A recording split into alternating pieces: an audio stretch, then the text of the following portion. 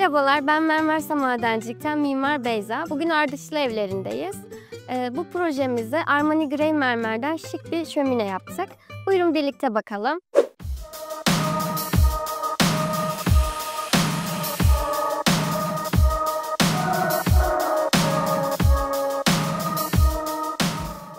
Mekana estetik bir dokunuş kattık.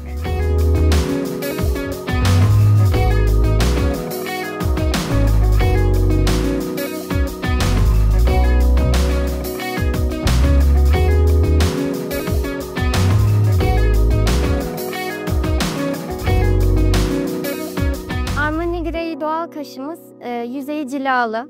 Dönüşlerimizi 45 yaptık. Çok temiz bir bitiş oldu.